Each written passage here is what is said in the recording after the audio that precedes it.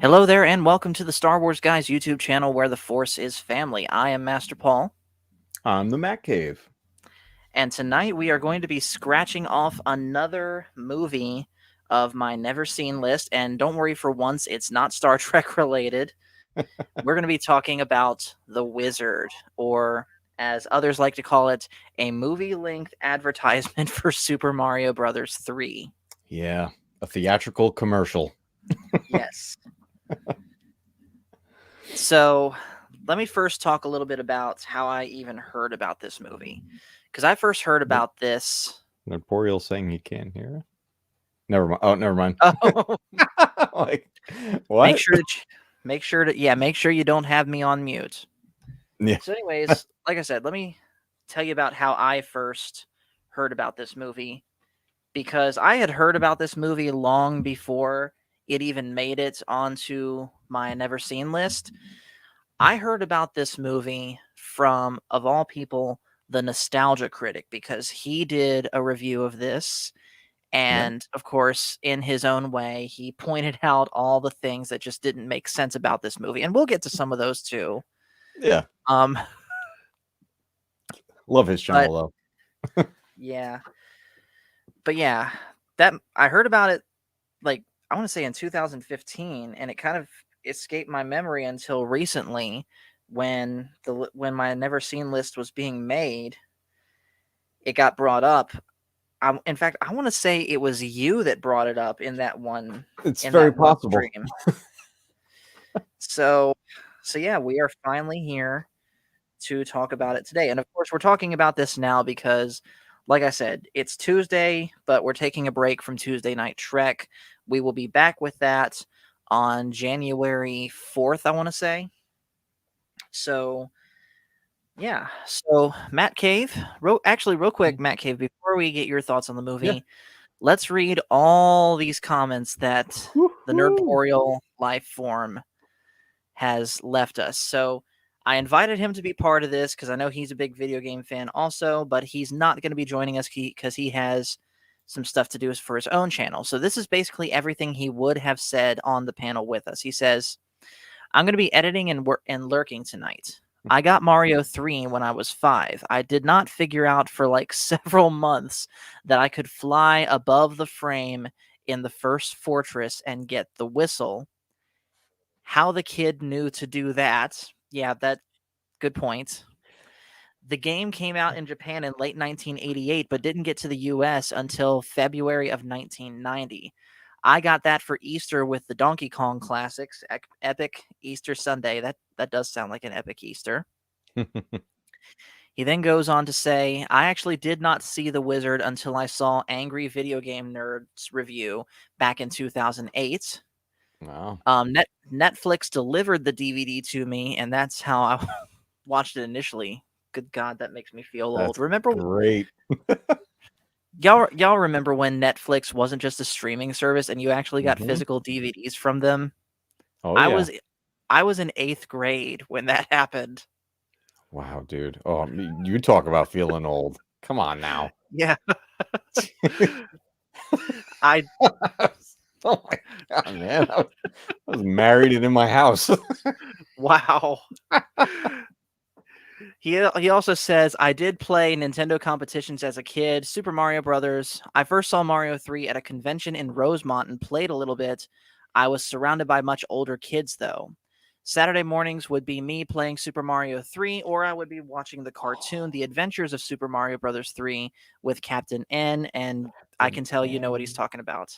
Oh, Captain N the Game Master. That was one of my favorite cartoons ever. Nice.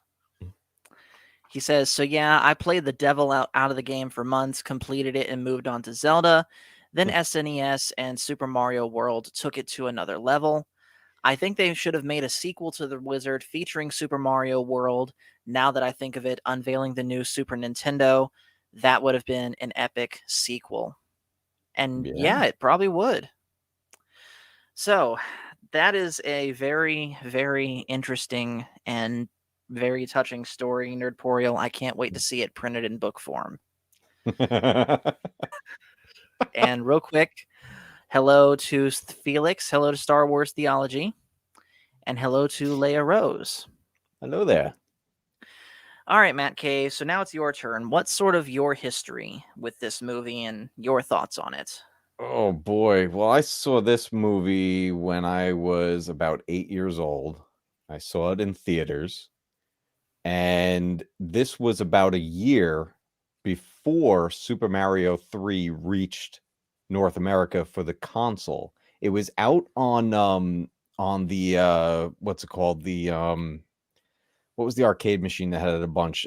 Play Choice, on the Play Choice 10s. I think so. Those hit North America. That got a copy of Super Mario 3, so you could play it in the arcades, except not a lot of people really realized that. You got to remember, this is before internet, before anything. So just because the game came out a year prior in Japan doesn't mean any of us knew it here. So I go to this movie and we get to the end of that tournament and they unveil Super Mario Brothers 3. And my little 8-year-old brain nearly blew out of the back of my head because we couldn't believe that there was going to be a Super wild Mario 3. Sash Reddar has appeared. Commander on deck. He's muted. Boomer, boomer, boomer. You're muted. Boomer. It's got a clapper and he's still muted. You're muted.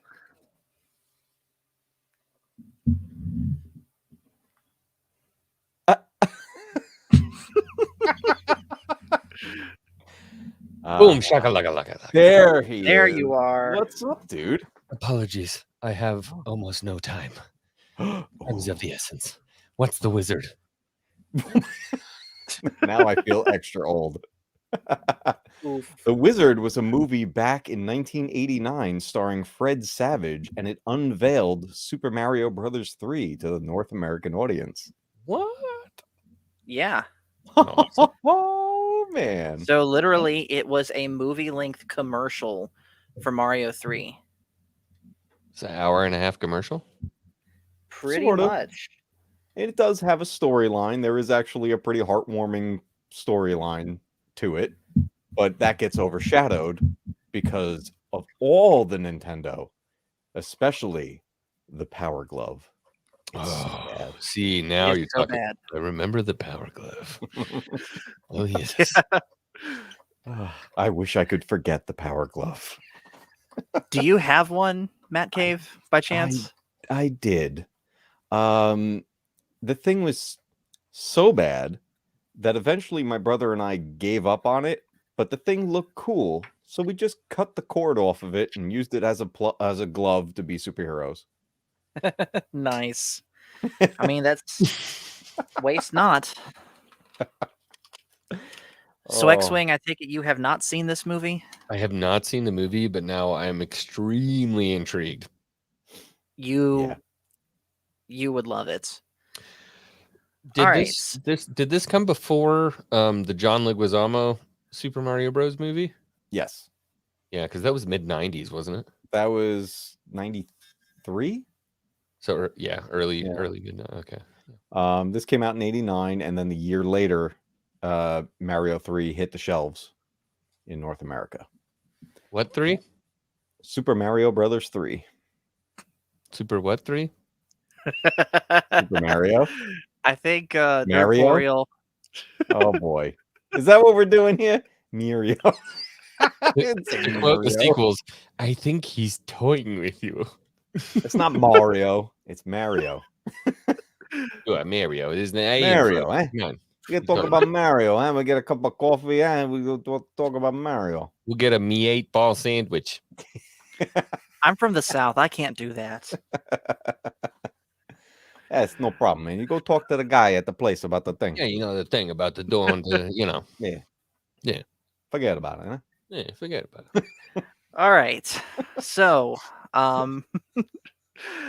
let's see. So yeah, my thoughts on this movie overall. I'm glad that I've seen it. I loved it. Yes, it was as cheesy in a movie as an 80s movie could be, but at the same time, it was cheesy in all the right ways, I think. Yeah, it's 100% a product of its time. Specifically, that little window of time. when Nintendo was at its peak, and that it was, you know, going back to it and having just literally watched it again.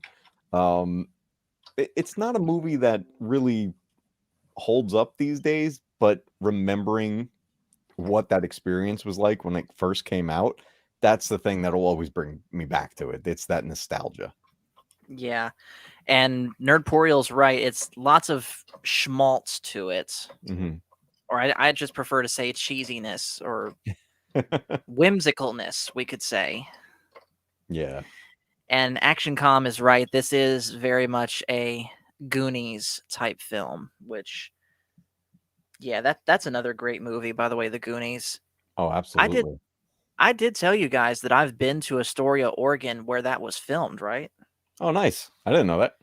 Yeah, they have this big museum set up, I think, in one of the buildings.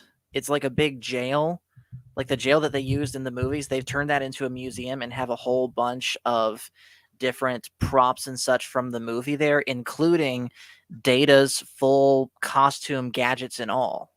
Oh, cool. Beau Bridges and Christian Slater were in it. Yeah, Yeah. it's the dad and the older brother. God. That's good stuff. Oh, No, and then I was just mentioning to Paul that we get a Spider-Man cameo, more specifically, Peter Parker. Yes, I didn't know that this. I completely lost this, so I'm gonna try and get it on screen here. Let's see, does Nerdporial know what I'm talking about before Paul brings that up?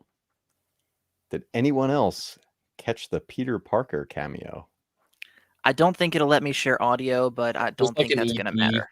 Yoda thing and like a All right, here it is. Let's see. Who can spot Peter Parker? Wait for it. Bingo. Boom. Wow. Full mullet and all. Oh, Yes. look at that glorious mullet. I disagree. I think mullets are a travesty. I had a tail when back in the 80s. Let's see. You had a rat tail? Was this film I did. before or after the Rain Man? I don't know. Before, right? Rain Man was... When was Rain Man? This was 89. This movie was 89. Was Rain Man 88? Rain Man was I don't know. definitely after Top Gun, and Top Gun was 86. Yeah, I've never seen Rain Man, so I wouldn't know. That's a great film. Great film. So it's actually interesting that that movie came up, because the real plot line of this film involves a kid who is basically he's on the spectrum somewhere. And this is at a time where that wasn't really like something so in your face, like part of normal pop culture and everything. So this kid, you know, yeah, he was very misunderstood. Everybody's calling him stupid in the film. People are, you know, they're saying he just doesn't pay attention to anybody. But it's like, this is something that we're a lot more well versed in these days. But at the time, it was looked at a bit differently. So like this movie starts with the mother and the stepfather putting the kid into an institution because they didn't know how to handle him. Rough. Yeah. And then we have Fred Savage to be the hero. Okay, guys, I have to leave. All right, brother. I have to go cook dinner. I wanted to show you something before I leave because I want everybody in the Star Wars fandom to know about this. This is on what's it called? To Etsy. I have here in my hand some stained glass stickers. Ooh. What? For St. Luke. St. Luke. There's so many lights in this room. Here we go. St. Luke. And St. Vader. Oh my God.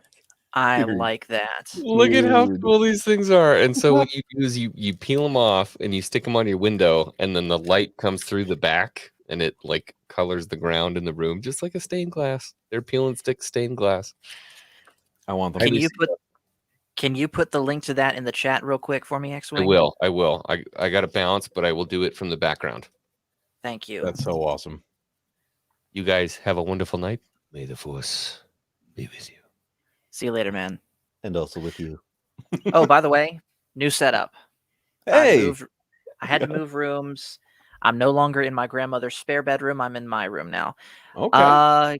Yeah, Felix, you can join. I'll send you the link real quick.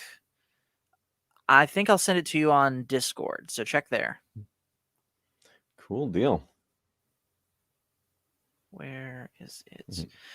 All right, so while I'm trying to find this, let's go ahead and start breaking down what actually happens in this movie. So the movie is all about, as we sort of talked about a minute ago, a little boy named Jimmy. And Jimmy is, you said that he's somewhere on the spectrum.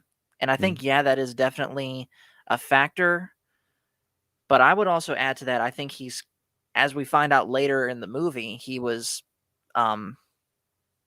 suffered a very traumatic experience. So I think there's also an element of PTSD there too. Absolutely. Yeah. But whatever is causing it, this guy Jimmy is fixated on going to California. And he will not say why. Literally almost the only word he says in this movie is, and I'm not going to do the voice, is California. And we don't find out why, of course, until the end of the movie. But he constantly runs away from home. Now, the police find him and bring him back to his, what is it, half brothers and stepdad? Well, initially it's to his stepfather and mother, and they were the ones who they want to put him into the institution. Felix, what's up? How you doing? How you doing, guys? Good, man. Doing well. Good. And yeah, like Action Com's saying here, again, I'm not going to do the voice, but that's pretty much how he says it. Yeah. So Felix, what's your thoughts on this movie? Yeah. It defined a generation of gamers. I was big time playing Nintendo at the time I saw it in the theater. And the big thing about it, as Matt Cave said, was the Power Glove at that time. And obviously Mario Brothers 3. You know, it was the hottest game that everybody was waiting to play. There was a couple of tricks that were shown in the movie too. So a lot of people were like anticipating. It was a big deal back then. Yeah. So yeah.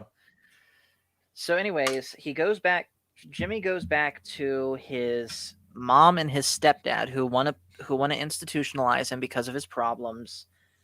But his brothers, or rather I would say the middle brother of the family, that's Fred Savage's character. Yep. Yeah. He basically wants to continue to have Jimmy in his life instead of having him locked up in a mental ward. So one day they decide to run away to California. And the parents and the step-parents find out, and they hire this really sleazy, slimy dude. Yeah. What was his name again? Mr. Putman, I think. Yeah, Mr. Putnam. Yeah, Mr. Putman, to bring him back. And you could tell, he even says so outright in this movie. He only does this for the money. He does not truly care about the kids. And so, not liking this, his actual dad and his older brother, by the way, played by Christian Slater, goes with him. Sorry, they don't go with him, but they go searching for Jimmy on their own, sort of competing with Putman. Let's see. Yeah, it was almost like there was two movies happening at the same time. We have like the chase back and forth with those two, the Beau Bridges and Christian Slater versus Putman, And then we got the kids on their journey. Yes. And yeah, I like what Action Com says here. He says a guy who exists solely to create trouble, because they have to have some form of. There's two villains basically in this movie. There's a kid villain, and then there is an adult villain that at one point in the movie kind of end up working together. Yeah. So the kids they make it to this one bus stop, and they don't have enough money to make it to where they want to go, because it's like $200 odd to get to California by bus, and they only have like $26. However, in this bus stop, there is an arcade console for Double Dragon. It is Double Dragon, right? I got that right? It was Double Yeah. Dragon. Yep. Okay. And Jimmy starts playing it, and he is an absolute monster at this game, to the point that both Fred Savage's character and another girl named, what was her name? Haley? Yeah. Haley. They notice, and they make a bet between them that if Jimmy can beat Haley's score, she basically gives them money. And that's exactly what happens. And Haley just sort of tags along. So they ride, and we find them then riding in the back of this one truck that has a whole bunch of cows. And they're counting up the money that they had gotten from Haley having to sell her bus ticket. And the guys driving the truck see this and decide to stop the truck and literally shake the kids down for the money and just leave them on the side of the road. You know, like responsible adults. Yeah, exactly. It's dude, I'll tell you, we would never see a scene like that again. No. Yeah. I Those things in literally- the 80s, there's things that the movies in the 80s have that they will not dare to do right now. Yeah. No, whether it's the No. rampant, I hate using this term, but the rampant toxic masculinity of people like Arnold or Stallone, or, Yeah. you know, or things like this, or kids. I just realized something, by the way. In this movie, the kids act like adults and the adults act like kids. Did you notice? Yep. Oh yeah, it's a total role reversal. I mean, Fred Savage is one of those kid actors that was just beyond his years, and and there's plenty of moments where he's really hamming it up in this movie. Oh yeah.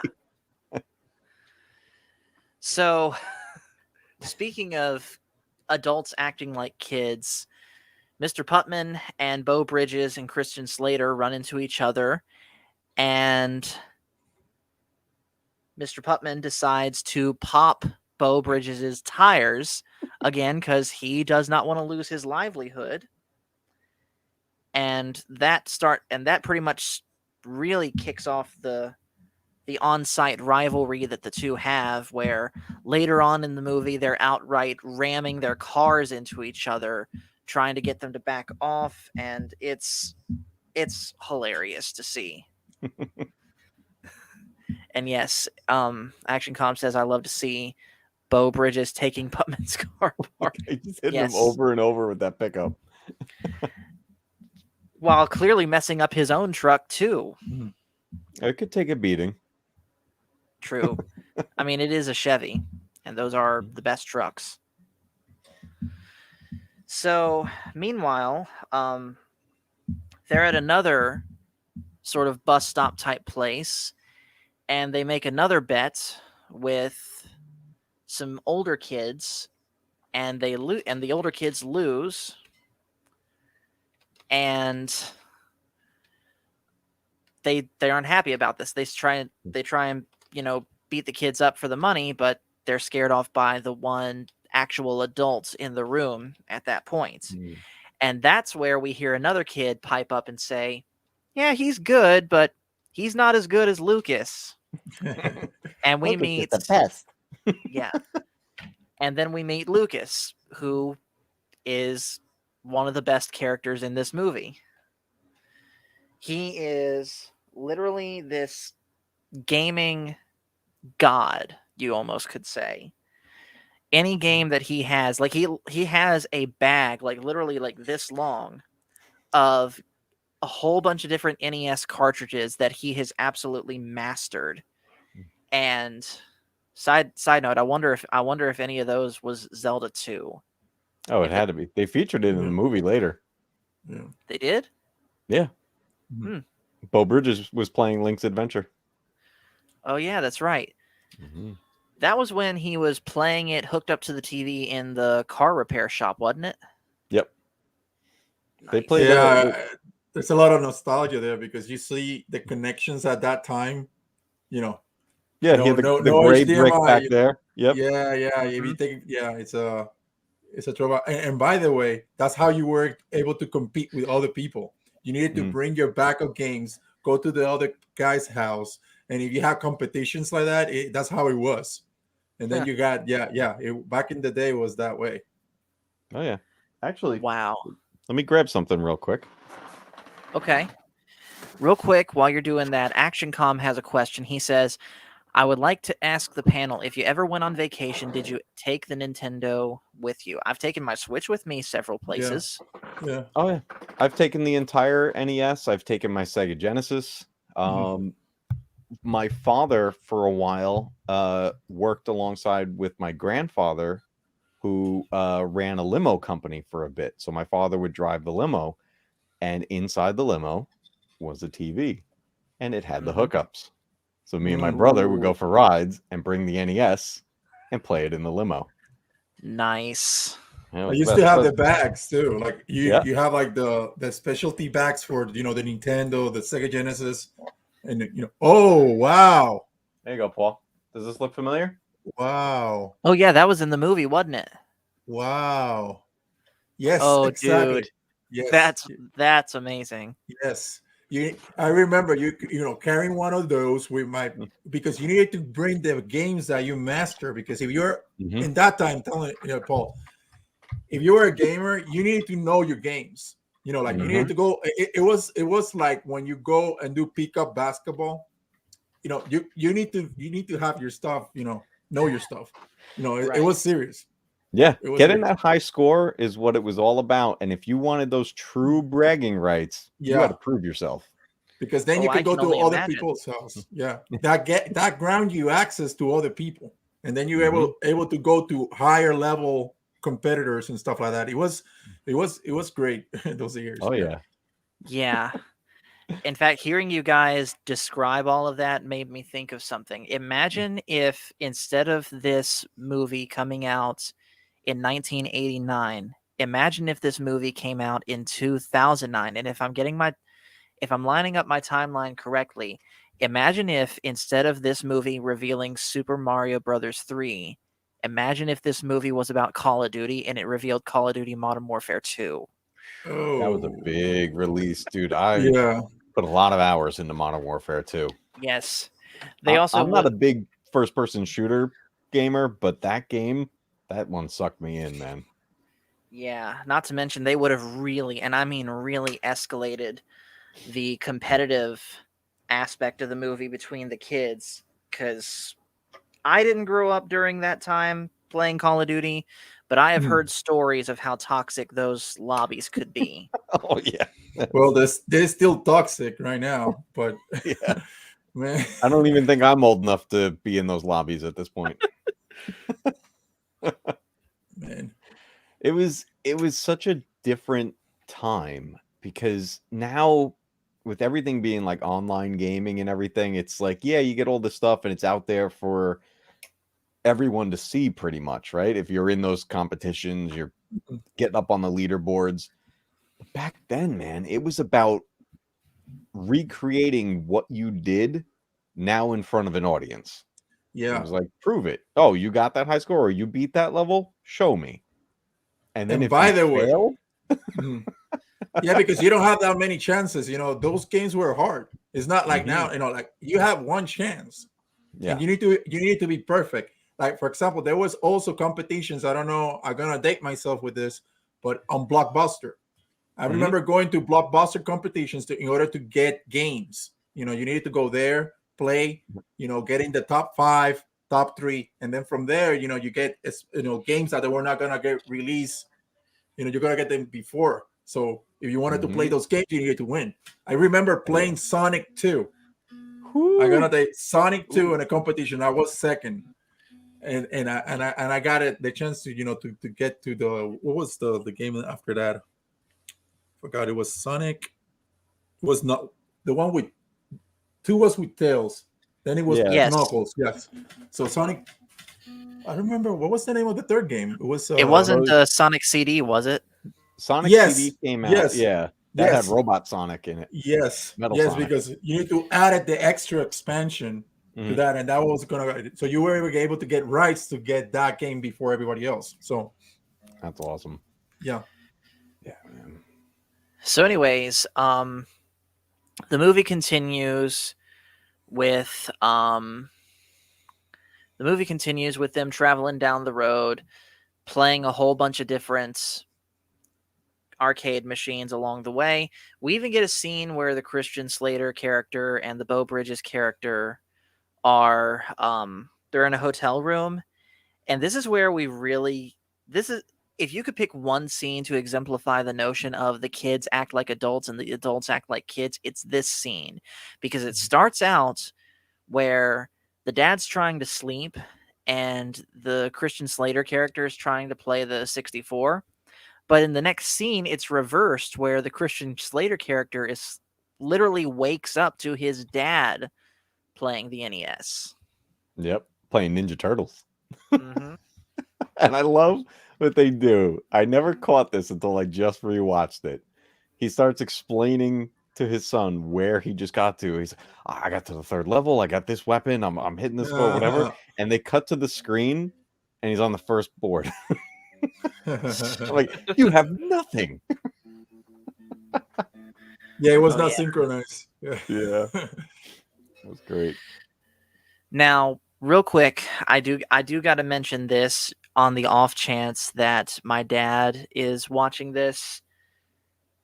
Obviously, this movie makes it out where video games are the be-all, end-all within this movie. And for the movie, it works. But obviously, in the real world, video games aren't the be-all and end-all. You do have your real-life responsibilities to take care of. So I do recognize that. And Jonathan, don't you forget that too if you ever watch this. I got to throw in that big brother message. All right, now back to obsessing about video games. So eventually, the kids make it to Reno. And they help this one dude who's a trucker, who's a friend of Haley, win at craps so that they can get money to continue on and play up as much video games as they could, because by now they've heard about the big competition in Los Angeles. I believe it's called the Video Game Armageddon. Yep. And there's going to be every single game they're competing in that you could think of, so they got to get Jimmy practiced up as much as possible. It's here that wait, who died this year? Frank Mcrae. He was he's the trucker. It was just recent. Past few, when was it? Oh, really? April or May. Oh, wow. So he's an actor that you might recognize from a few other things. He was in Rocky 2. He was in another film with Stallone called Lock Up. And he's also in a film with Arnold Schwarzenegger, The Last Action Hero. I've seen that one. He's He angry was the captain police yelling chief. at him, yelling, Slater! Yeah. And then he's talking like the Micro Machine Man, and steam's coming out his ears. Yep. I know that one. It was him. He passed away. Let me hold on a second. Yeah. Yeah. Oh, wow. This is so. What is the name of the actor again? Frank Mcrae. He died on April 29th of this year at the age of 80. Oh, wow. Well, he certainly lived a good long life then. Yeah. He had a good run in film. He's got a lot of titles to his credit.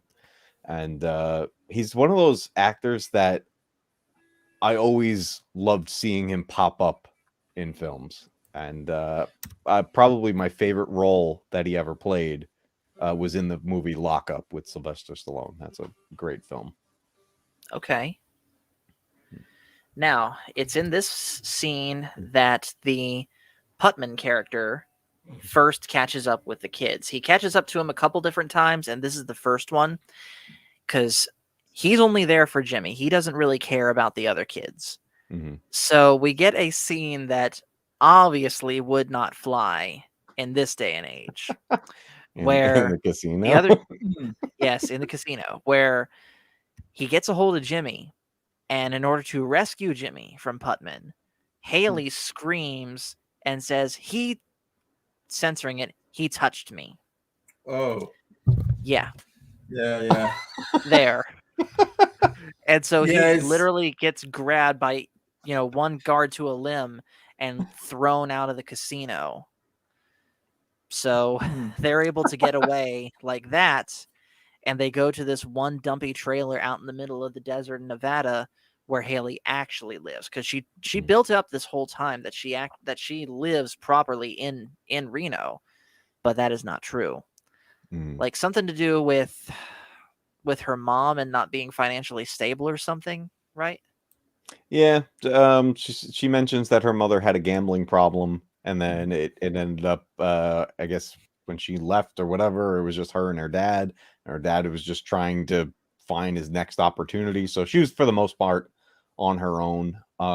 This was a plot line that they try to put a lot into this movie, and it is a pretty short film. So this is a plot line that almost kind of feels a little forced, but not too bad. It's a cheesy movie, right?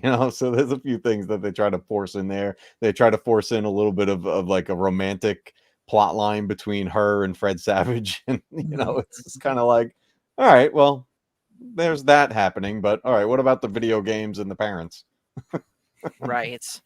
ActionCom, by the way, about the earlier scene, the controversial one, says, I remember my reaction to that scene. I thought it was funny, and I didn't realize how serious that was. Oh, yeah. Back then, we didn't know because we were kids at that time. So it was just like, ha. Right. And of course, back then, the adults that saw this movie, sure, they knew, but at least I would imagine they weren't offended. No, that wouldn't go over well today. No. That act at Putman would be canceled today. Yeah. Even if it was something. Exactly. Yeah. And they would probably make out the girl to be some sort of. They would dramatize the girl's part of the story, make her some form of hero or something. Yeah. So, yeah. Back to a time before all that happened. The kids wake up and find that, again, Putman has found. Let's see. Back in those days, your parents got offended at Hollywood, just give them the finger. You're not wrong. But anyways, Putman has found the kids again and has actually succeeded in getting Jimmy into his car, which, again, saying it like that doesn't sound the best. Yeah. But anyways, Haley makes a call to the trucker dude that she was with the casino with and some other truckers, and they literally box this guy in because he's going down this stretch of road with two big cliffs going up on either side. So they box him in and get Jimmy back and give Putman a good shiner.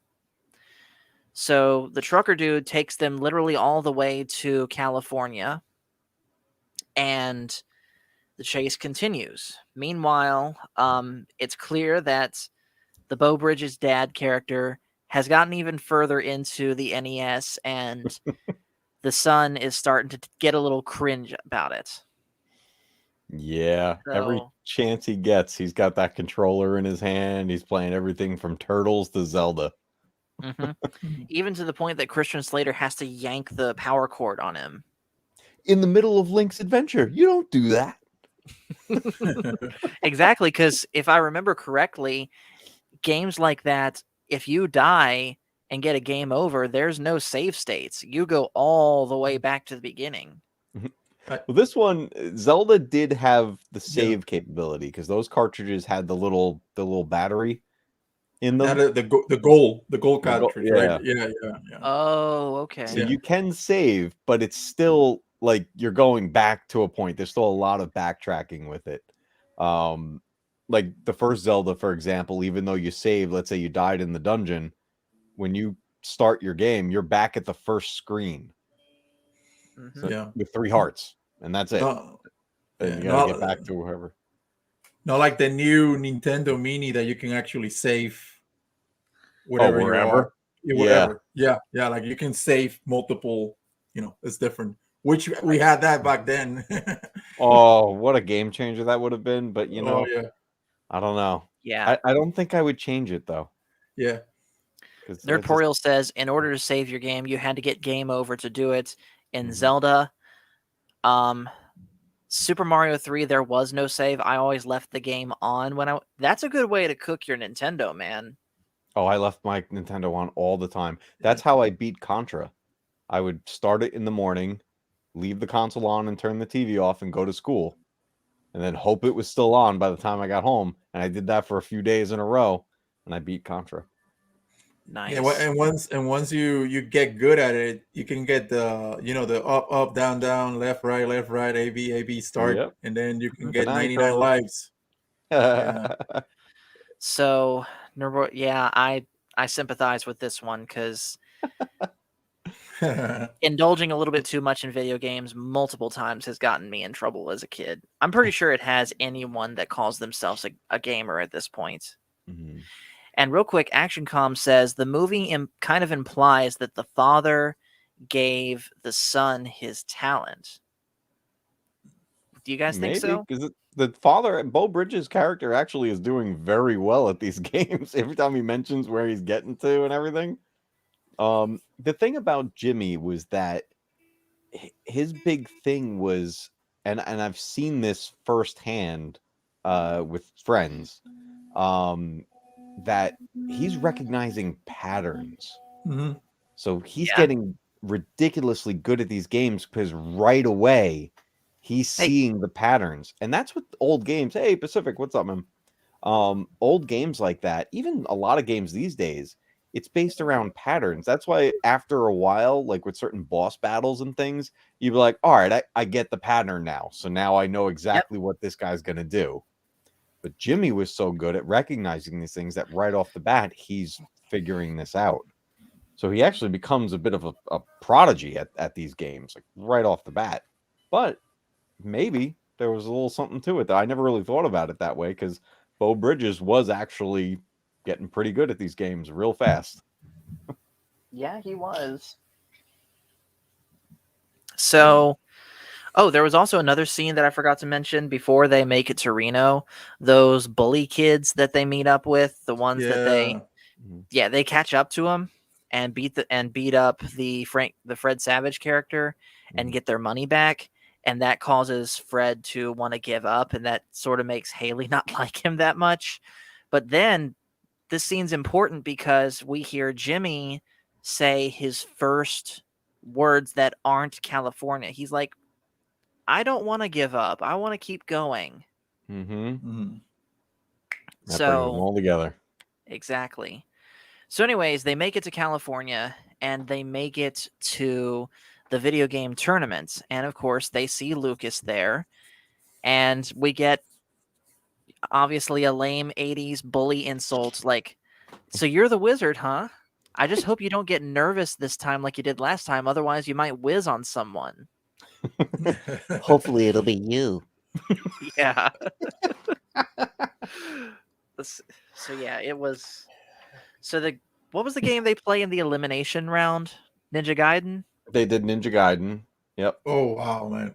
Ninja Gaiden is that was a great series. It was big time in Nintendo. That Ninja Gaiden, the first one, second, it was a great series. If you haven't played it, you need to play that. I can still go ahead. Is it on the NES Online on the Switch? I don't know. I'll check.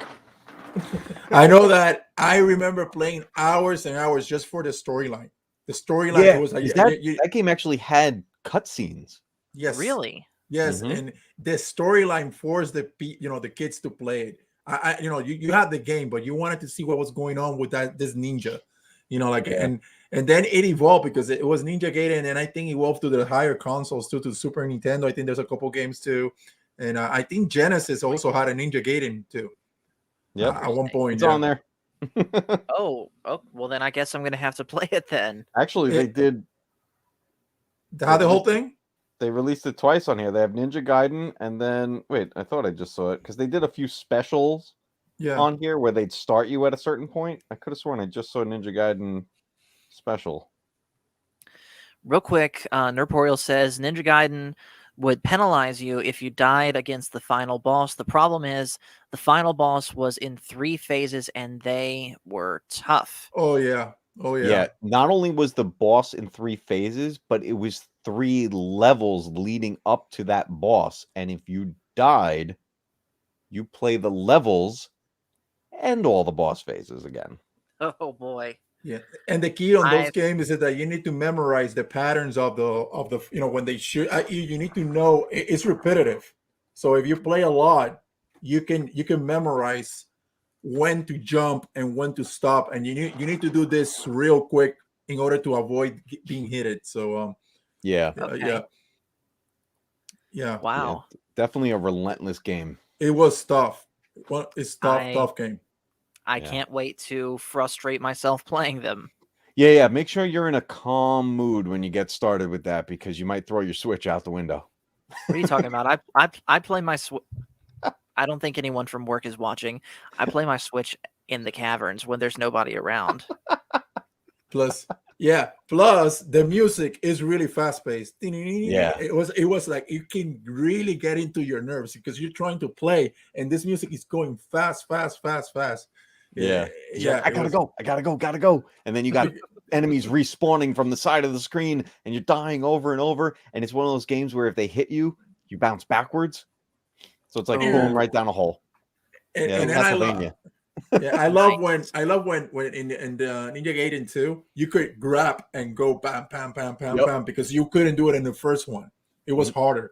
So and then you can like go up and down while jumping from wall to wall. I remember that they evolved in the series. That series was really good. Yeah. I love the level 4 theme when you are pursuing the assassin. Okay. Yeah, there's definitely a good set of storylines in that, and the fact that they utilize that game in this movie as one of the elimination rounds, like that was huge right there. Like, what a game to choose for a tournament. Yeah, And there's definitely. a point where they mentions like Jimmy got to whatever point without dying. I was like, are you serious? Like, how did he do that? Yeah. Like clearly, like video games, as we kind of mentioned before, are Jimmy's way to cope with what happened, because we did unfortunately skip the scene where it was revealed exactly why Jimmy is the way he is. And I got to bring this up on IMDb to get this right. So basically, he had a twin sister named Jennifer that drowned in the Green River 2 years earlier. And if I remember what the Fred Savage character says, something like either their real mom or their stepmom, whichever of the two, was supposed to be watching them. It was actually the brother, Christian Slater's character. Oh. He was supposed to be watching them, and Jimmy couldn't swim, and Sheep and Jennifer panicked in the water, and she actually wasn't too far from shallow water, but was too scared to move, and Jimmy was too scared to go in after her, and Christian Slater's character wasn't there. Yeah. ActionCom says, do you think they had a scene showing? I don't think so. I don't think they ever filmed anything like that. I mean, they have, one of the things they show is, when those kids come and beat them up, they open up his lunchbox that he's carrying around. and Mhm. and this is where that storyline starts to come through, because even Fred Savage didn't know what was in there. It's like he's always carrying this around. We never knew what was in there, but it's Yeah. Polaroid pictures of Jimmy and his sister, and then the whole family together. And even they don't even talk about it, but a little shoe, like a little baby shoe, so which I would assume was his sister's. Yep. So, anyways, back to the present though. It's revealed after the elimination round that only 3 people made it through. Lucas, Jimmy, and then this one random girl with braids. And they say that they're going to take a 15-minute break, and when they come back from the 15-minute break, they're going to unveil they're going to make them play a brand new game. However, before we get to what that game is and we talk about that, well, first of all, Action Com says, I like when Beau Bridges found those bullies. It's also where he found out about the contest. Yep. The kid was wearing Jimmy's hat, which is from from Beau Bridges' company. Exactly. So anyways, because Mr. Putman has, again, tracked them to the video game competition, and out comes Fred and Jimmy and Haley, and also out comes comes Lucas and his entourage. And yes, this is the scene where we get Toby with that. Okay, I'll give it this. I don't like mullets at all, but at least it looked good on him. He had an epic mullet. Yes. If anyone was going to have an epic mullet, Spider-Man. Yes. So anyways, Lucas spots Putman and figures out that he's looking for Jimmy. So he rats out Jimmy because he doesn't want to lose. Action Com says, actually, that was a 90s. It was a 90s thing, very much. Still shouldn't have happened, though. But anyways, so then starts another big chase where Putman's trying to chase after Jimmy and the kids, and they're being chased through this weird Hollywood set tour that they're all on trams for, where they go into this one building and there's a bunch of fire popping up. There's this giant animatronic gorilla. You don't know what that was? Was it King Kong? Yeah, they were running through Universal Studios. Yeah. Huh. Interesting. Yep, that was King Kong. Wow. So yeah, they basically run all up and down through that set, and eventually they get away, and they literally make it in the nick of time to the final round of the competition, where it is revealed, and this is pretty much the whole reason this movie exists, that the brand new game they were going to play is Super Mario Brothers 3. Yeah. Now, before we go further, let's just sort of do a little mini review on Super Mario Brothers 3, just so we can gauge whether or not this game deserved such an advertisement. So, Matt Cave, I'm going to guess that you probably played it the most out of all of us. What's your thoughts on this game? Super Mario Brothers 3 is my favorite Super Mario Brothers game. And with the first one on the NES being a very close second.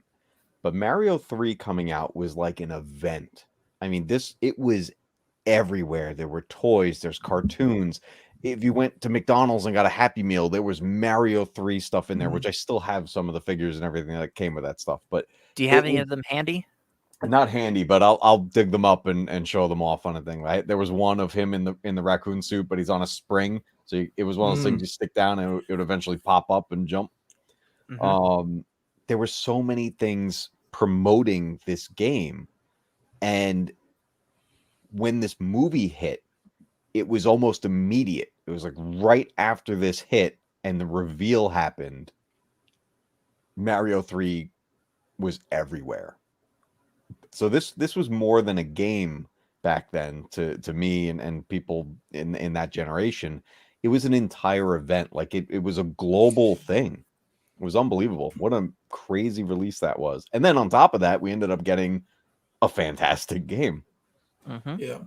Yeah. Mario 3, I will call it. It was the peak of the Marios of the 8-bit systems. Yeah.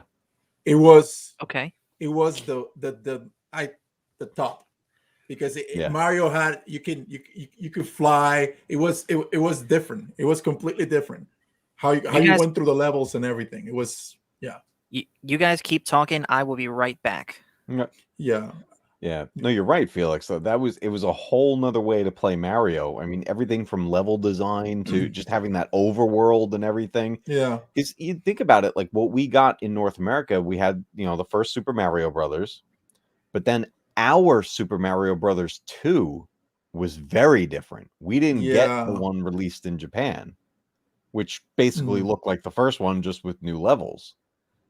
And then 3 came out and added so many, I mean, the different abilities, the different suits he would get, even the idea of changing the way the warp zones work by getting those whistles. Yeah. Which honestly, Yeah. I wouldn't have known about the one inside the castle if they didn't show it in the movie. Yeah, plus there was competitions also. Yeah. When that movie came out, All right. Blockbuster was putting competitions after the movie for those for Mario 3. And as you're saying, it was an event. It was a global event. All right. So I brought up my youngest brother, Epic John, who is probably, at least right now, the biggest Mario expert of the family. So, John, what's your thoughts on, having not seen the movie we're talking about, what's your thoughts on Mario 3? Okay, so I played it one time, and Lean in a little closer. I played it once, and it ranks number 2 in the classic 8-bit to 16-bit era Mario games. Only second to Super Mario World, which I have played a total of 2 times. Okay. And I like how it pretty much introduced a lot of staple power-ups.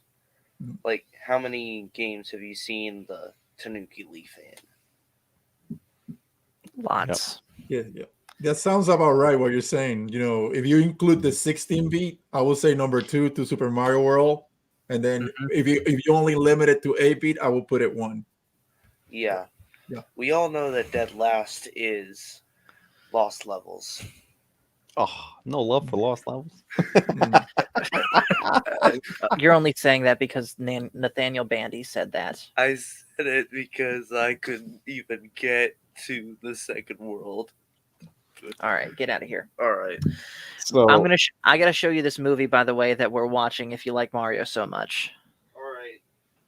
Lost Levels. I have a quick little story about this game. Okay. So it's infamous for being much harder than the rest of the Mario games, which was one of the biggest reasons why it wasn't released in North America right away. That was the major thing. They were like, it was too difficult. So they released a different game reskinned to be Mario. So yes. I made a mission for myself to beat Lost Levels. And when my wife was pregnant with our son, that New Year's Eve, the New Year's Eve before he was born, she couldn't go out with everybody. Everybody was going out to party and everything like that. She's pretty far along in her pregnancy and obviously can't drink or anything like that. So I stay home with her, and I decided I'm going to beat Lost Levels before the stroke of midnight. Wow. That New Year's Eve. And we sat down in the den together, fired it up, and we beat it.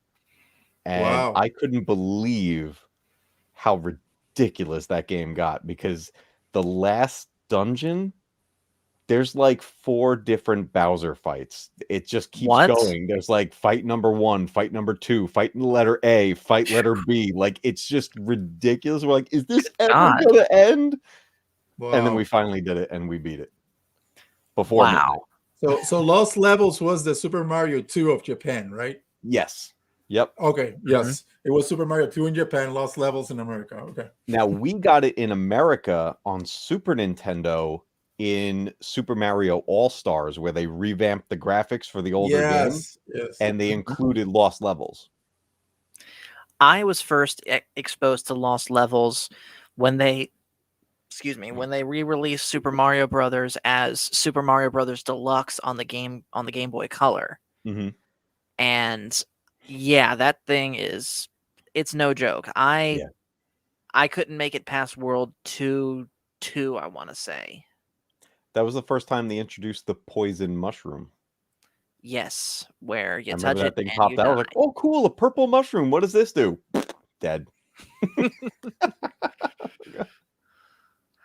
Let's see. Nerporial says Nintendo of America thought it wasn't marketable and it would turn off consumers, and he says that he thinks they were right. And I could, to the average like casual gamer, I could see that, but obviously someone that's gonna sit there and devote an entire day to it, like you did, Matt Cave, that one Christmas Eve, perhaps not.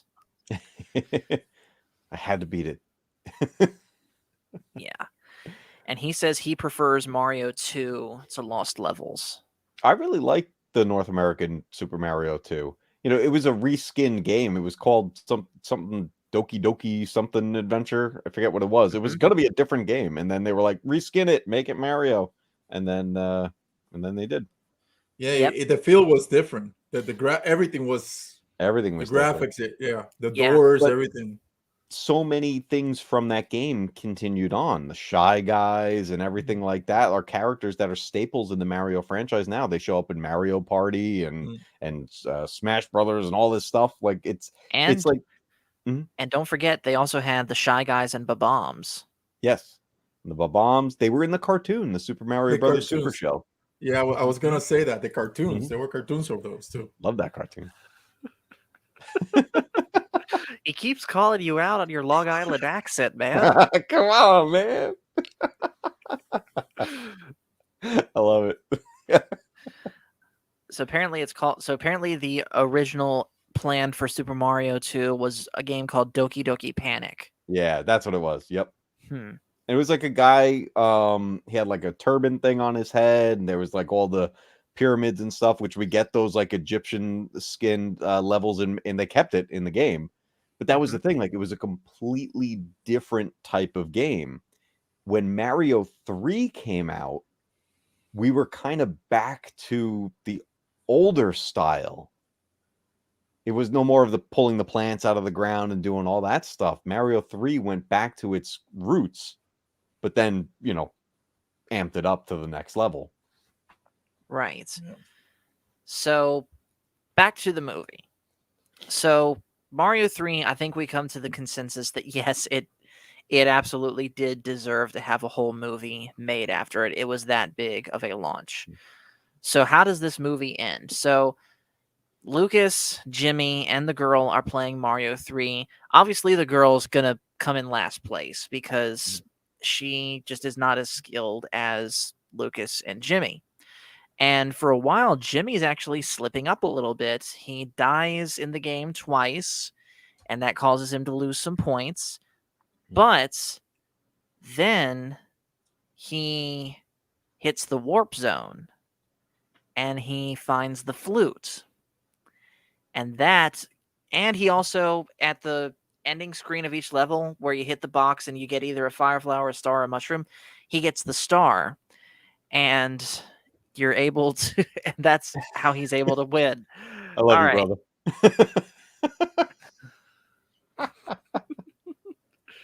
brother.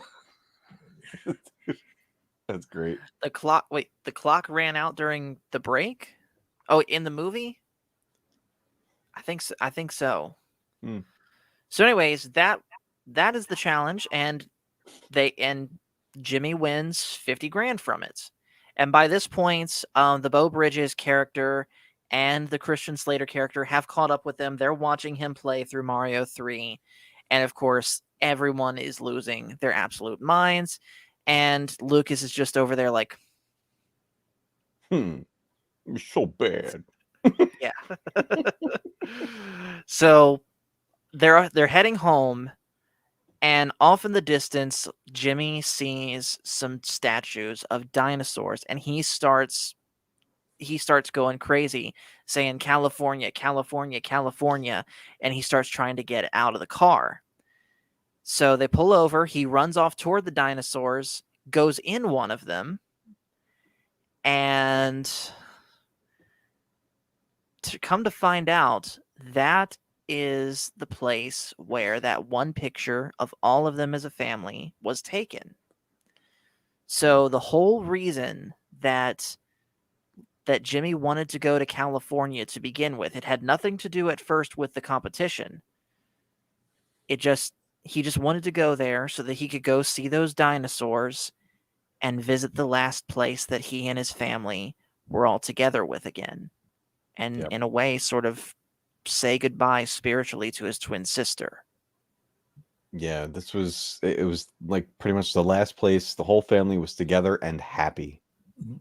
And he carried around that lunchbox full of all these memories and everything. And like you said, it was his way of saying goodbye to her. I mean, this, not just a sister, this was his twin sister. So, like twins have this connection that, not being a twin, I'll never fully understand. I mean, I would, Yeah. Hey, if Hawks Holocrons is listening, I would call it a dyad in the Force. Yes. Anyways, as someone that also is not a twin but has twin younger siblings, I can at least somewhat confirm what you said. And yes, Nerdporial, very, I'm going to use the word whimsical, we'll say. Yeah. This was the thing. It was like this movie has a down to earth, heartwarming plot line, but it does get overshadowed by the Super Mario commercial that this movie is. Yes. Or just the idea that literally video games is life. Mm-hmm.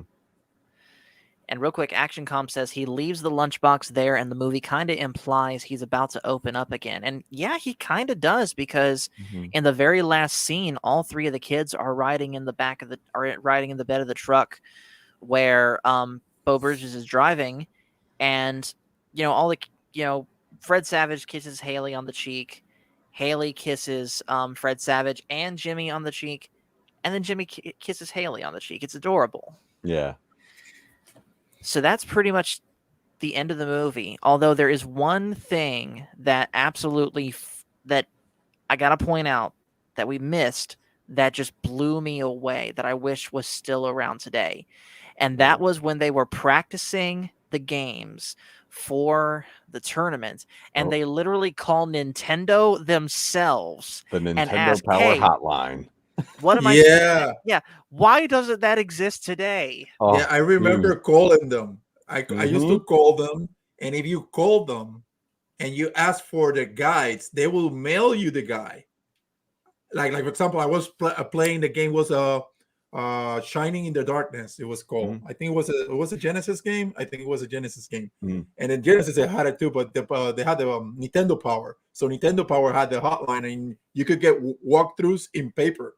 I remember like you were reading the paper, and then you could get those. You don't have those anymore. They will not do that nothing anymore. like that anymore. But that hotline, that was 100% real. Yeah. And there's actually one of those recent documentaries that was on like Netflix or one of those streaming services that was about, they had all those things coming out about the console wars and stuff like that lately. There's one episode of one of those where it's the guy talking about getting the job at the Nintendo hotline. Wow. And what it was like. And dude, it was, man, what a time that was. It was different. It was completely different. Yeah.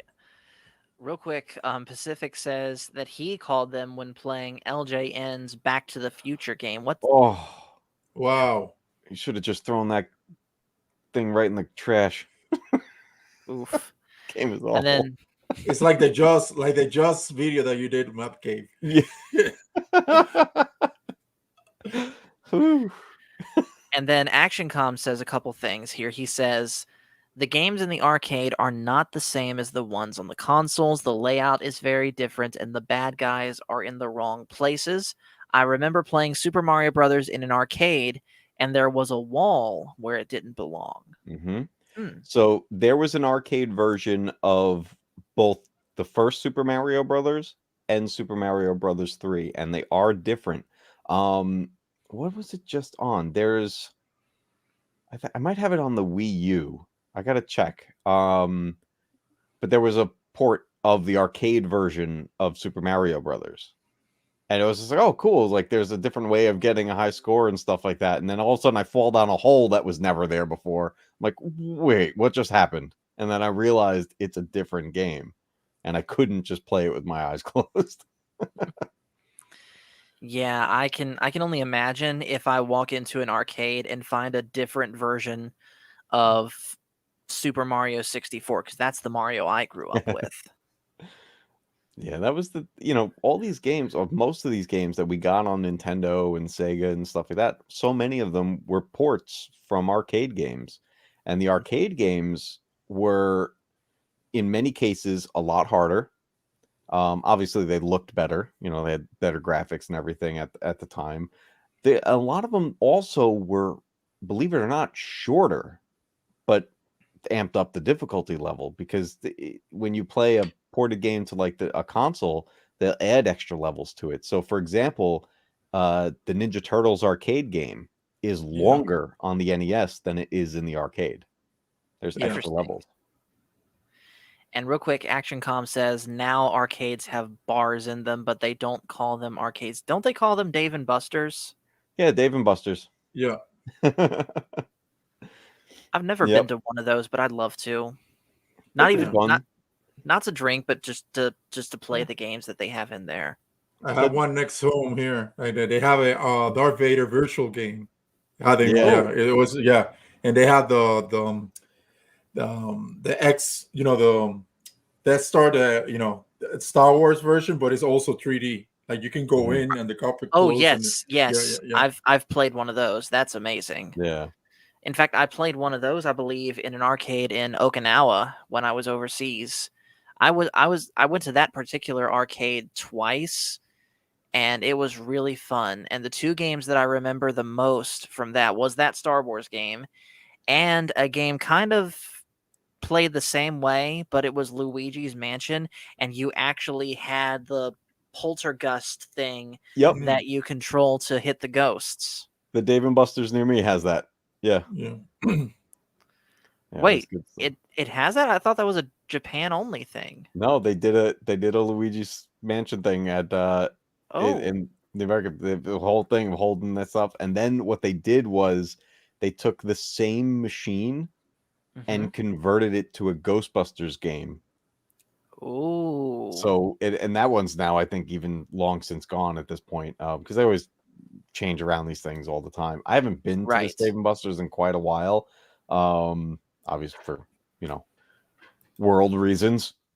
But I can't wait to go back, because me and my son would have a blast there and everything. I actually, for my bachelor party, we broke the night up into two halves, and the first half we rented out Dave and Buster's and had the pool hall inside there and had the food catered and everything. And this was for the purpose of, for anyone who doesn't want to be involved in the second half of the night, come to Dave and Buster's. And dude, it was a blast. We had the whole place to ourselves, playing all these arcade games, shooting pool, eating tons of food. It was awesome. Nice. I just had an idea, because all three of us here on this panel are going to that Nashville meetup, right? I won't be. Oh. Yeah, I'm planning to, but I haven't bought that ticket, but I'm trying to plan to go. Okay, because I have bought my ticket and my hotel room, but I was going to say, Matt Cave, if you were going to go, we need to find an arcade in Nashville. Oh my God. Hey, guys, do that anyway. I'll be there in spirit. Fair enough. Action Cop says, aren't there websites that help you find arcade cabinets? I wouldn't be surprised. Yeah, there's kind of a similar to retro collecting and things like that. There's a whole fandom of arcade cabinets and everything, and it's one of those things that I eventually want to build an arcade cabinet for here down in the Mac Cave. Put in like a Raspberry Pi or something into it and just deck it out with I've been looking for quite a while at the different control panels. Most of the time, you just find it for 2 players, but I want 4, and that's the hardest one to find. So I think I'm gonna have to Yeah. go completely custom on it. So let me show you guys this real quick. Matt Cave, I already showed you Mhm. and Tim this, the day that we actually did this. Mhm. But there is a really nice arcade just across the mountain in Charlottesville, Virginia, where my sister's currently going to college at. It's called Decades Arcade, and it has just about every arcade game invented from the 70s to the 2000s. Wow. And here's the website for it. And it's really cool, where you don't pay per machine. You pay basically admittance for a certain amount of time, and then every machine from that point is free. Yeah, everything's set So to free play. here is all of the pinball machines that they have. Let's see, I played a couple of these. I played this Lord of the Rings one that was cool. I played the Mandalorian one. They had one based on the original. I played the Trek and the Star Wars one, even though yes, this is JJ Similar. Trek. Let's see. So that's the pinball machines. The arcade games they have Area 51, Arkanoid, Asteroids Deluxe, Bags, Centipede, Crazy Taxi, DDR, Cruising World. I remember they had this game at my Walmart when I was growing up. I remember that. Dig Dug. That's like my favorite of the classic Namco games, with Galaga over here probably being my second. They have the classic Donkey Kong over here. They have Lost World. They have Mario Brothers, not Super Mario Brothers, Mm-hmm. but the That's a one fun where game. I don't like that one, to be honest with you. I do prefer Super Mario Brothers over this one, just because I just don't like how this one plays. That was actually my first Mario Brothers game. Me and my brother playing that on the Atari 2600 Wow. and getting Yeah. frustrated with each other because we're just jumping on each other's heads. We didn't know what to do. Wow. They got Mortal Kombat 3, which I believe I played. I either played this one or the trilogy one, and Michael beat me. Miss Pac-Man. Missile Command. I was playing Missile Command and Qbert last night. Wow. There's the arcade version of Super Mario Brothers there. Yep. What else they got? And then literally everything else here I've never heard of. What other? And then in other games, they have air hockey, arm wrestling, which if you've seen Princess Diaries, you know that one. They had this boxing thing. They had a hoop thing. 2 hoop things, rather. Skee ball, which I love. Oh, yeah. They had a bowling thing, shuffleboard, and then I don't know, toy cranes, and I don't know what Wacky Gator is. They also had a TV in the upstairs portion set up with one of those Super Nintendo,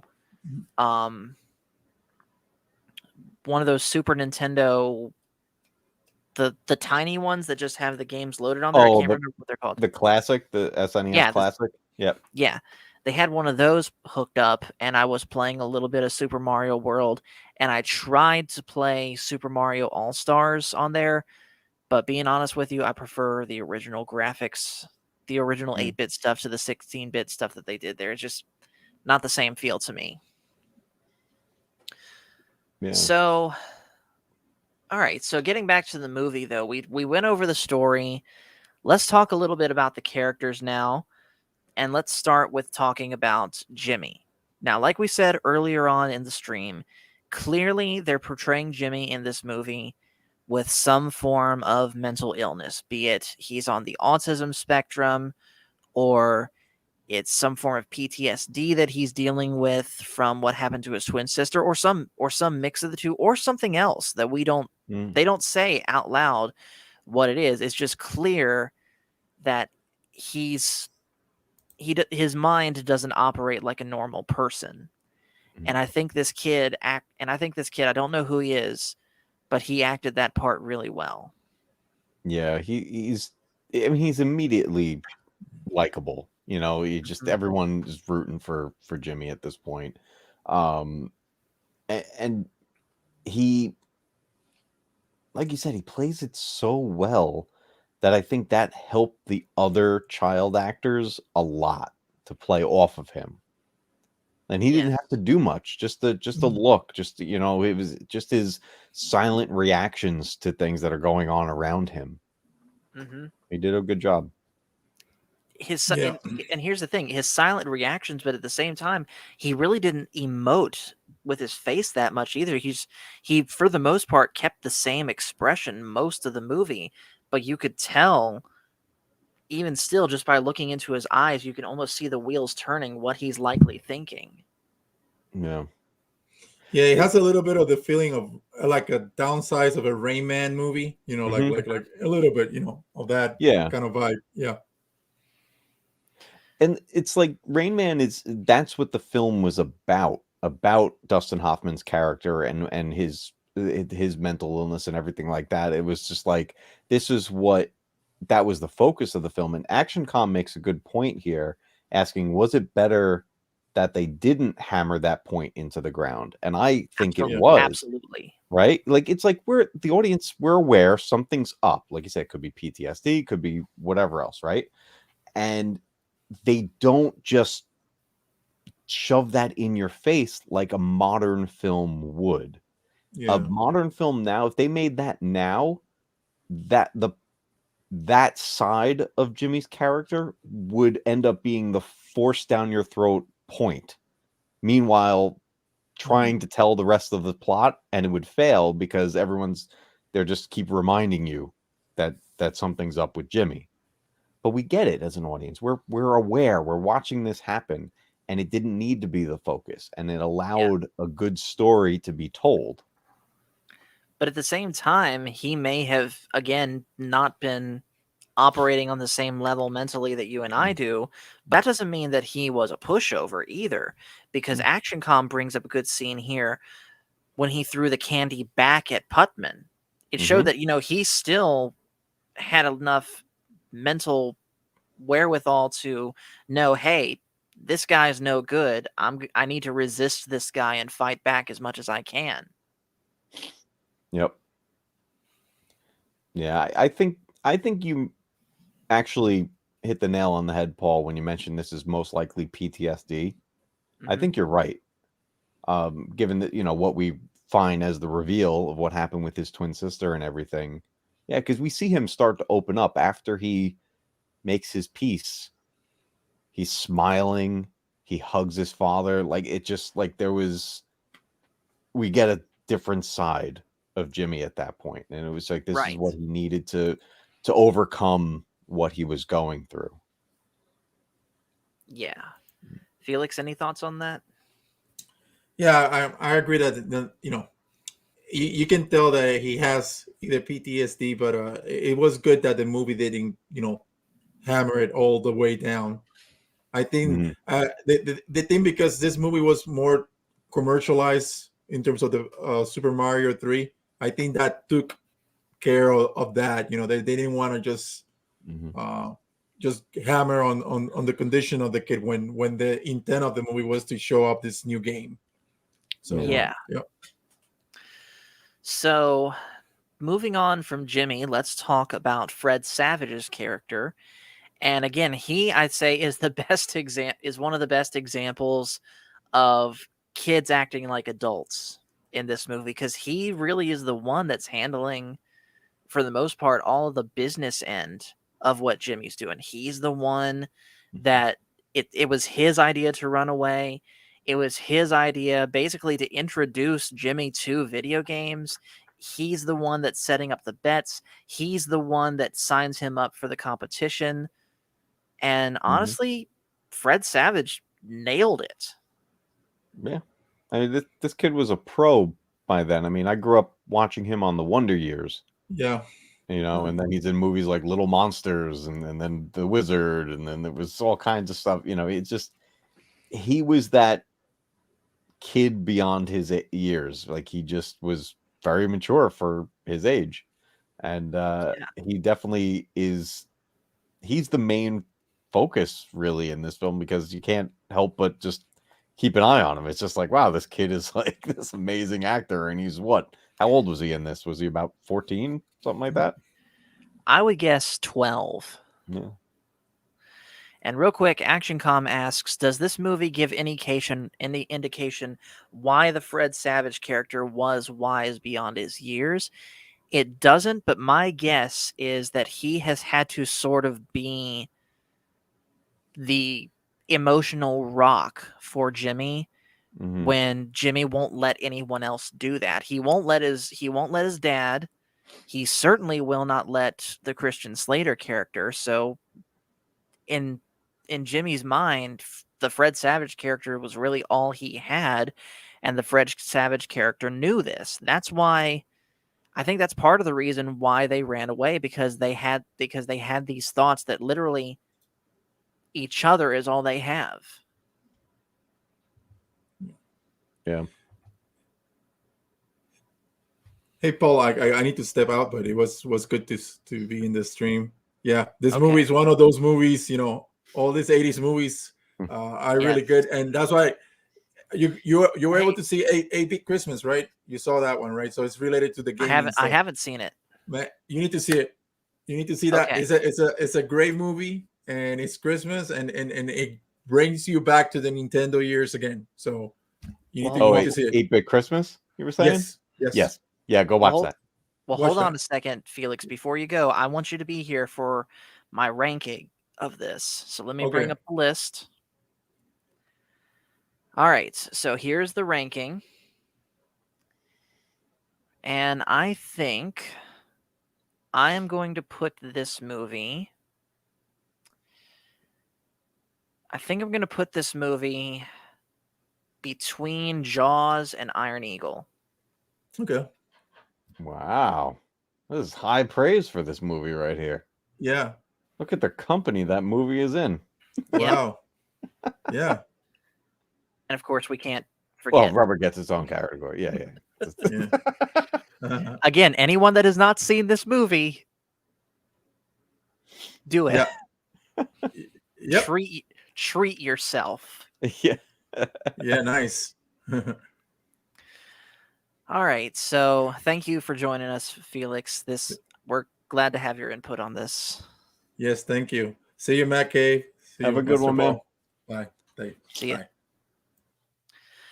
And real quick, ActionCom saying some more stuff here. He says, when I left the theater, they had a little flyer which has an interview with Fred Savage on it. He talked about Super Mario 3. So Fred Savage knew how to market themselves. And he also says, in the end, the movie doesn't make any major missteps. It's just fun. And I think that's the best way to describe this movie. It's a fun movie. It's not a movie that's gonna really sit you down and make you think. It's just hey, you want to see a good feel good story and learn about a brand new video game coming out? Here's The Wizard. Yep. And it's a movie that, like I said before, is a product of its time. But I just sat down today with my family, and we all watched it again. For me, for my wife and I, it was again. For my kids, 9 and 4, watching it for the first time, they got into it. In fact, my daughter was cheering.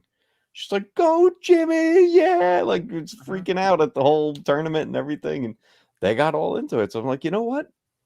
I'm glad that they actually, because I thought for sure they were just kind of lose interest and walk off, because the whole movie is not video games the whole time. There's No, a it's lot not. of time in between each of those moments, and I thought they would lose interest, but they actually didn't. And I was like, you know what?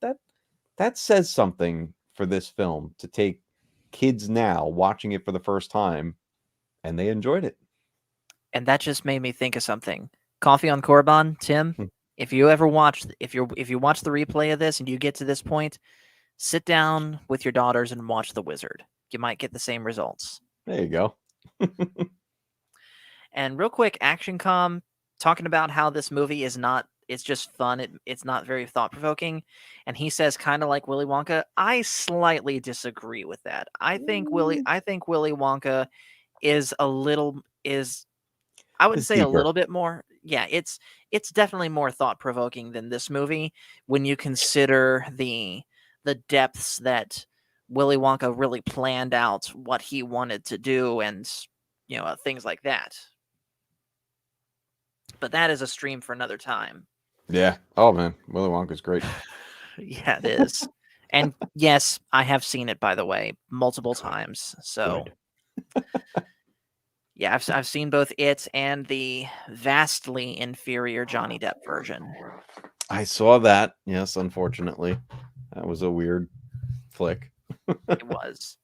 But you know what? Just- Willy Wonka was another one that I had showed my kids, and they really liked it. I was like, there's certain movies that really do stand the test of time. I wouldn't Mhm. say The Wizard so much is one of those for the most part, but Willy Wonka is one of those films that you could just watch all the time, any generation, and take away Right. something really positive from it. But at the same time, perhaps not that The Wizard doesn't stand the test of time, but it also certainly does not age like milk. I agree. Yeah, it's still enjoyable because, like Chat was saying and everything, it's just a fun movie. It's just you don't have to go too deep into it. Just sit back and enjoy it. Enjoy it with your family. That's Yeah. what we did tonight, and we had a good time. In general, I kind of miss those movies today because Mhm. those movies are getting fewer and fewer far between. Every movie now has to, even if it's not SJW laden stuff, every movie has to be deep and thought provoking.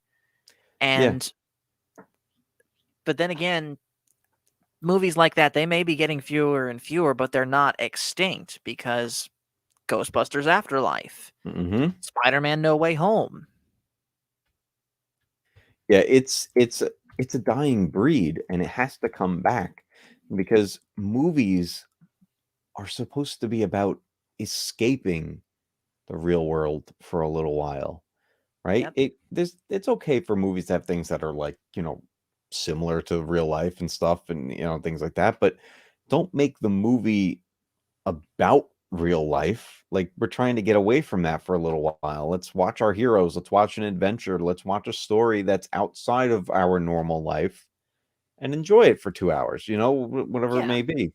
Every movie now has to make some sort of political statement, and it's just why are we doing this? Just tell a good story. And The Wizard was, even though it was a huge commercial for the most part, it was a fun ride. Maybe we need more video game commercials. Maybe we do. I mean, Breath of the Wild 2 is coming out soon. Let's make a game about that. Or a movie rather. And real quick, whether this is Big Trouble in Little China fun, I can't say because I haven't seen that movie yet. Oh, well, yeah, that's another great film too. That I can watch all day long. All right, so a couple more characters we'll hit on, and then we'll give our final thoughts on this movie. There's really no special effects to talk about because this is pretty much a grounded live action movie. So let's talk real quick about Haley and sort of her backstory and her reason why she is the way she is. Because, again, we talked about how it's implied that her mother had a gambling addiction and her father's just barely scraping by to make ends meet. So she's kind of out on her own. So it kind of makes sense then that she would have all these friends that were truckers and knows pretty much everything from Reno to Utah or wherever they were. Mm-hmm. Yeah, she was a character that I think a movie like this needs. It's like someone who's kind of pushing the adventure along. Like you need that, like someone who's a little bit knowledgeable enough to get from point A to point B. Right. And of course, again, if this was a movie that was made today, she would be 100% taking charge and putting down the guy characters. Heck, she'd probably be the one up there in the competition. Yeah. Yep. So, also, and let's also real quick talk about the Christian Slater and Beau Bridges characters. That was I think the two of those actors played off each other really well. Funnily enough, this is not the first movie that I saw Christian Slater in, Mhm. because, and I know Action Com and Nerdporio will back me up on this, Christian Slater did have something of a cameo in Star Trek 6. Mhm. And but Beau Bridges, I don't know what he's in. Or the name sounds familiar. Beau Bridges isn't related to Jeff Bridges, is he? I believe it's his brother. Because I know about Jeff Bridges. Obviously, Mm. he was in both Tron movies. He was Obadiah Stane in the first Iron Man. He was in the remake of True Grit. So, okay, so yeah, ActionCom says that's his brother. Okay, fair enough. He also says the Christian Slater character is the everyman, the audience identification figure. Okay, fair enough. So yeah, seeing their relationship was really cool. And again, like I said before, it was funny seeing it go from where the Christian Slater character is the one obsessed about the video games to to where it's Beau Bridges now that's obsessed with video games, and Christian Slater has to yank the power on him. Yeah. And then the last character talk about, actually the last two characters are the bad guys. So first, let's talk about Putman. I don't know who this actor is, but again, he played this slimy little, I'm not even going to say bounty hunter, but missing persons finder. He played that so well. Yeah. No, he was definitely a role that you recognize right away. It's like, all right, this is the guy we're not gonna like, and then he blows up his own spot, just being like, look, I'm in for this for the money. The fact that he's trying to beat the child's father to finding the child, like he's trying to beat him there, it's to the point of outright sabotaging him by either at first popping his tires to outright having his car towed and stripped for junk parts. Yeah. And then of course seeing him over the course of the movie go crazier and crazier, the more he lets the kids slip away from him, the more his dad abuses him or his car, to the point of like, I hate you, you kid. Yeah, it's so crazy. Yeah. I think if Coffee on Korriban were here, he would probably agree when I say that his name could also possibly be Punch Face. Punch him in the Clovis. Yes.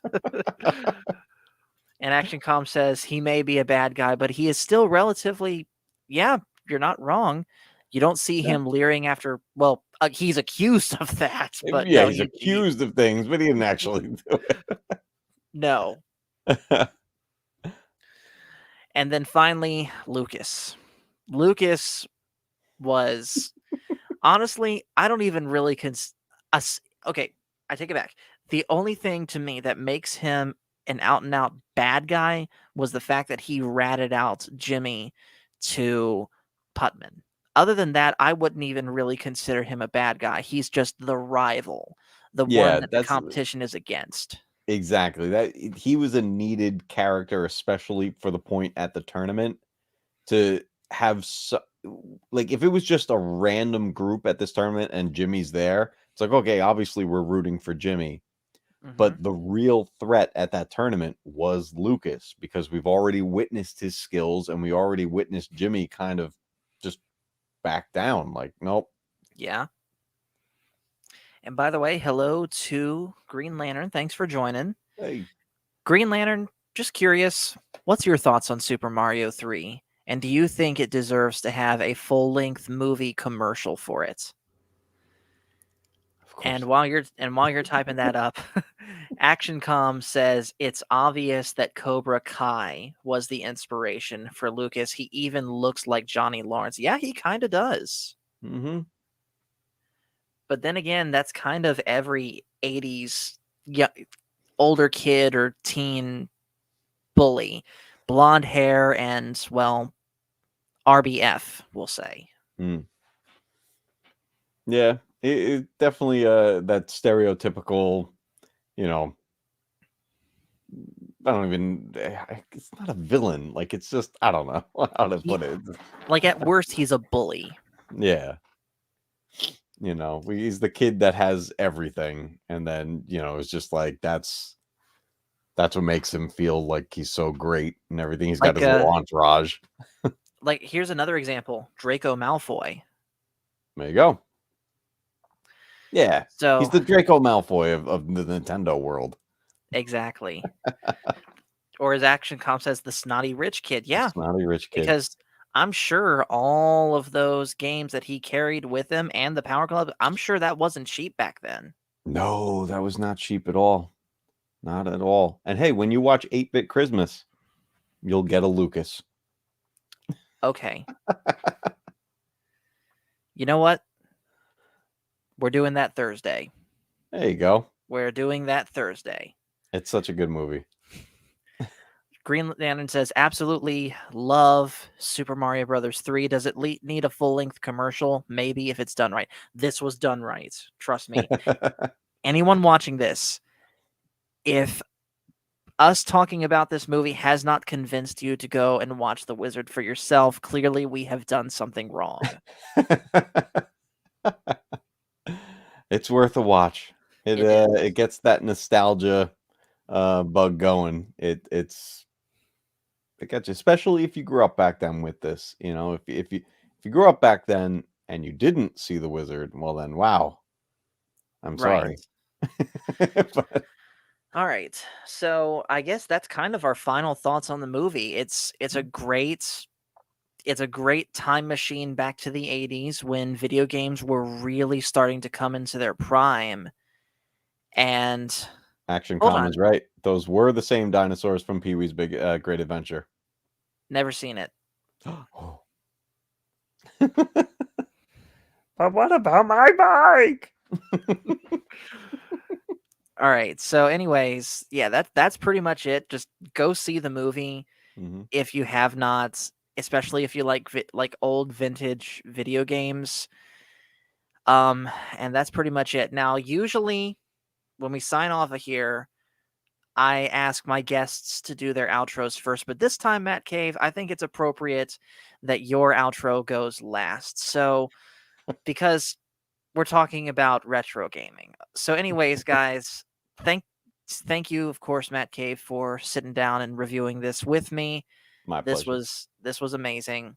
And for you guys watching this real quick, ActionCom says, off topic, Turner Classic Movies released their In Memoriam section on YouTube. Go watch TCM Remembers 2021. Okay. Okay, will do. I will. Green Lantern says, I would pit Super Mario 3 against a lot of today's titles. And he's also asking if you got his Discord message. I will check. But in the meantime, guys, like I said, thank you so much for watching this. Make sure to hit like and subscribe. And as always, remember, the Force is family. Matt Cave, take it away. And remember, keep retro gaming alive, because one day, your games will be retro too. And you never know, they might make another movie-length commercial about a video game if it's hyped up enough. Hashtag All The right. Wizard 2. May as well be. All right, we're out of here. See you guys later.